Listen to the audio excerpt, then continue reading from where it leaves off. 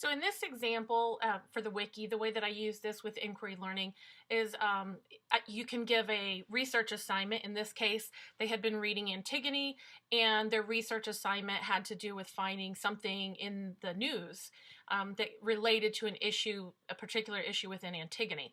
And so the students, went on their search, and they had to, of course, give the information, and then they had a task here of discussing the issue at hand and talking about what the issue was, and then some discussion amongst one another, and I could get in there and discuss with them as well in this written format.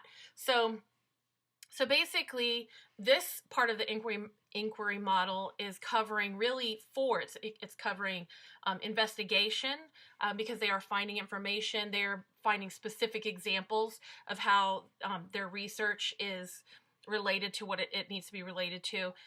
They are using their prior knowledge as they search in the online resources and whatnot about the topic at hand.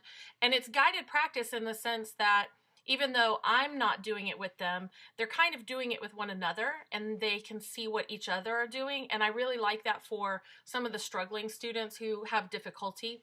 So that's really helpful in the investigative process for them to get to see one another, and for those advanced students to have the opportunity to model. They don't even really know that they're doing that.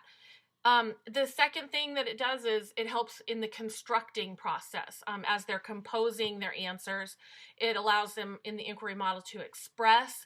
They're using this little rubric here with specific criteria, and it allows them to do some teacher and or peer conferencing. In this case, it's mostly peer conferencing because they're responding to one another, but there is that opportunity for the teacher to get in there as well. And then, of course, there's reflecting, because they're reflecting based on what they learned in the text and what they learned from their research.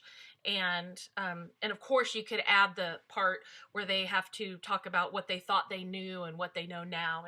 And so there's definite opportunity for that as well.